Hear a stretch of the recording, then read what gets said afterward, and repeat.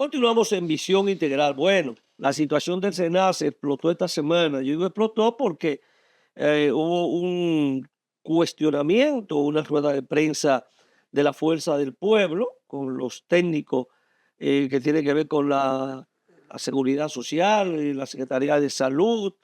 Y entonces plantearon de que el SENASA tenga una situación delicada donde hay un riesgo, ¿no? De, de que esa institución entre en una situación financiera que no pueda ser manejable, ¿verdad? Una crisis financiera y que eso puede afectar el sistema, la prestadora de servicios, como lo indicaron, las clínicas, los laboratorios, quienes tienen el seguro, y que pueda eso también afectar el sistema, la ARS, ¿no? Tanto el contributivo, estamos hablando de SENASA, los que están en el régimen contributivo como los que están en el régimen subsidiado, y hablan entonces de que la morosidad en esa institución se ha incrementado de 0,97 en el 2020 a un 44% en el 2024, y hablan de un déficit de unos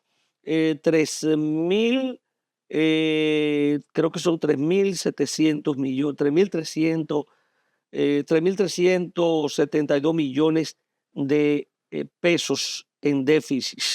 Ahí dice que hay una mala administración. Es el cuestionamiento. Ahí viene la reacción del SENASA con un comunicado para responder a estas aceleraciones, a estas críticas que ha hecho con datos, dicen ellos, de la CISARED, la Fuerza del Pueblo. Bueno, SENASA ofrece una cobertura al 73% de la población 3%. y tiene más de 30.000 millones distribuidos recientemente en temas de cobertura. Y 7,6 millones de afiliados. Esa es la otra parte, ¿no? 73%, pero eso es 7,6. Ahí hay un tema, porque el presidente en su encuentro semanal, en la reunión semanal, hablaba de que la crisis Encuentro con la prensa. Sí, hablaba de que la crisis financiera de SENASA, o la hipotética crisis financiera, no era real porque siempre se le transferían unos recursos a SENASA. Yo escuché varios puntos de vista. Recurso adicional a lo que tiene que pagar el gobierno por el régimen subsidiado. Exacto. Porque él tiene que pagar, el gobierno tiene que pagar se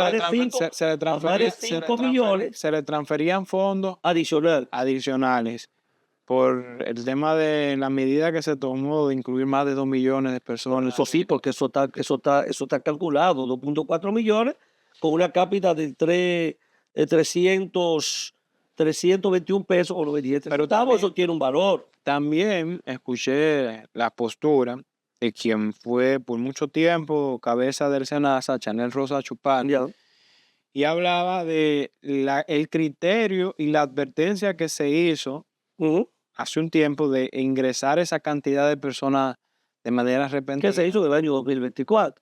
Entonces, eso iba a repercutir. Un año ya electoral. Exacto. Iba a tener una repercusión financiera que es evidente que se está reflejando actualmente en SENASA, porque si bien es cierto, aunque el SENASA es una empresa pública, también no es menos cierto que es una empresa y que debe, y como empresa, claro, se pertenece al Estado.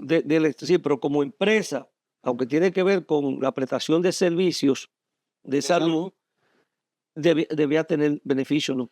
Eso ahí va. Porque es una empresa que está compitiendo con las otras áreas. Porque ellos tienen también, es bueno que tú digas, que ellos tienen el 36, creo que el 36,8 de lo que es la cobertura del contributivo, ¿ves? Del seguro contributivo. Ellos tienen el 36,8. Sí, pero también hay que hablar, de los criterios porque el punto de inflexión, y ahí va mi comentario dirigido hacia eso, es el ingreso repentino de esos 2 millones de usuarios. Anteriormente, para usted poder acceder a un SENASA subsidiado, había ciertos criterios que se evaluaban previo a usted poder recibir. A través de los programas sociales del gobierno. A través del SUBEN. El SUBEN tiene unas clasificaciones de tipo de pobreza en donde indicaba, según el tipo de pobreza, si usted clasificaba o no clasificaba para tener un subsidiado. En argumentos de como el anterior director comentaba, el señor Chanel, hablaba de que eso se violentó y que al momento de llegar a esta nueva administración se usó de manera deliberada y se entregó el subsidiado buscando una cobertura, buscando una cobertura de toda la población y con lo cual se llega al 97%. O sea, el 97% de la población dominicana tiene un seguro. Y ahí es que yo quiero... Ahora, de eso hay 5.7 millones que es subsidiado por el gobierno. Ahí es que yo quiero que entremos en términos y hablemos de gerencia, porque aquí es una parte fundamental del comentario. Miren, cuando usted no tiene un criterio y abre la llave para entregar ese tipo de beneficios a la sociedad, no es que digo que lo han cometido, pudiese haber cometido el error de no clasificar adecuadamente a quién se necesita el beneficio. ¿Quién lo necesita? ¿Usted me está entendiendo lo que le digo? Porque ese beneficio no se paga solo. ¿Usted me está entendiendo? No tiene que pagar todos los meses la capa. Claro. ¿Y quiénes sustentan el SENASA? Bueno, lo sustentan quienes hacen los aportes del seguro. Entonces, una cosa que tiene que jugar, y por eso hablamos de gerencia, es que si usted está viendo que paulatinamente o vegetativamente le está aumentando ese subsidiado y no se está filtrando como se filtraba anteriormente, porque escuché todas las partes, pues esto le va a generar un escenario pero ahí hay una situación. Y hay que mantener un punto de equilibrio. Pero ahí hay una situación. El gobierno incrementó 2.4, estaba en 3.3 más o menos, que era el subsidiado. Llegó a 5.7 el subsidiado. El SENASA tiene el 36.8% del mercado. Estamos hablando que tiene 1.683.022. Perdón, 1.764.260. Porque tiene todas las instituciones públicas. Es un monopolio. Vamos a decirlo así, el SENASA tiene toda esa parte del pastel, pero lo tiene porque el gobierno autorizó o decidió que todos los empleados públicos, las instituciones públicas se afiliaran al SENASA, porque también cumple una función diferente a las otras aseguradoras. O sea, el fin último, aunque tiene que manejarse en un punto de equilibrio, no es obtener beneficios, es prestar un servicio de salud. Pero tampoco es verse en una situación crítica. Ahora, ¿qué implica esto? Que el gobierno tiene 5.7, eran 3.3 y aumentó 2.4. El gobierno tiene que buscar más recursos para el SENASA. Estamos hablando que el gobierno entrega anualmente al SENASA 22.000 millones de pesos y ellos adquieren por la prestación por el seguro, el régimen contributivo, unos 35.000 millones. Estamos hablando de 57.000 millones. Eso es más o menos lo que debe percibir SENASA. Ahora, cuando tú incrementas y incrementa el seguro a 2.4 millones, eso va a requerir 772 millones de pesos adicionales mensual. Esos son más de 900 millones de pesos, más de 9.000 millones de pesos anuales. Por eso tú pasas de 13.000 millones y algo a 22.000 millones. O sea, tú incrementas, pero ese dinero que lo está buscando el gobierno. Ahora, eso hace menos eficiente a SENASA, porque, como tú decías, ¿cuánta gente tiene ese seguro? Porque antes se supone que la mayoría de los que lo tenían, entraban al seguro porque era gente que necesitaba el seguro, porque el subsidiado. Estamos en el subsidiado. Ahora, cuando tú introduces 2.400.000 personas y tú no hiciste una evaluación si realmente esa gente calificaba o lo necesitaba, ingresó muchísima gente que posiblemente nunca va a usar ese seguro. Yo conozco varias personas que son profesionales independientes y dicen, pero yo ni sabía que estaba ahí. Entonces el gobierno está pagando un capital que ni siquiera la gente, que el SENASA, esa gente no está demandando en ninguna ningún servicio. Pero hay que decirle al Entonces, público, ahí se supone. hay que decirle al público televidente que no es porque ellos están solamente en el seguro, tú tienes que apartarle los recursos de la cobertura asignada por cada usuario de medicamentos, Bueno, se le da un debe monto, tenerlo, pero esa gente no hace uso de eso. es lo que le digo. Ahí hay entonces el otro problema.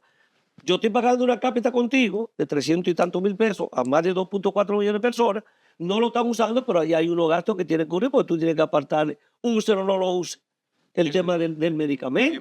Ahora ellos no van al médico, no usan el seguro, quizás alguien lo usa un día. Entonces ahí hay un problema. Entonces está ingresando más dinero a Senasa y posiblemente Senasa tampoco esté incurriendo en mayores gastos porque esa gente no está demandando ese servicio, independientemente que tenga que tener ahí y depositar lo que tiene que ver con el tema de la cobertura del medicamento.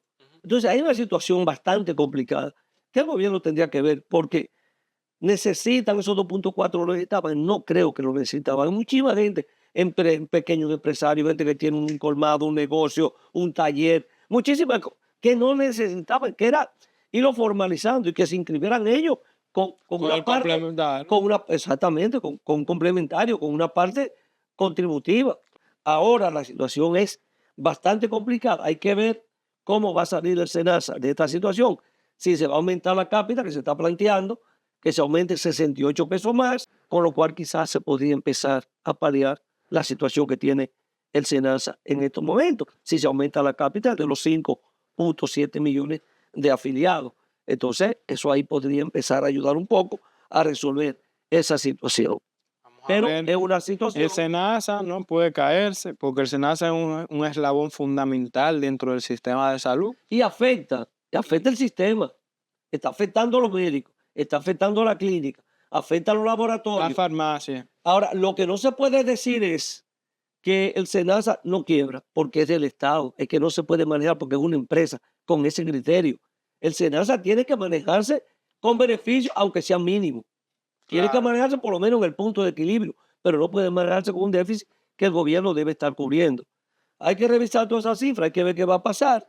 Algunos cálculos así muy rápido vimos, pero quizá el aumento de la cápita sea lo que busque salga a SENASA de esa situación o que el gobierno lo esté subsidiando permanentemente para cubrir un déficit que no se ha negado en este momento, porque la CISAREL dio el dato y no lo niega. Lo único que dice que no quiebra y no quiebra porque del Estado, pero yo no podía decir lo mismo del Banco de Reserva, que no quiebra porque del Estado. Y como decimos, el Banco de Reserva no quiebra porque del Estado, pero el Banco de Reserva tiene que reportarme beneficios anuales, anuales, porque es un banco y esto es una prestadora de servicio, claro, con una vocación diferente. Así mismo. Vamos a hacer nuestra pausa y hoy venimos con un segmento que tendremos en Visión Integral con el psicólogo Joan Peguero.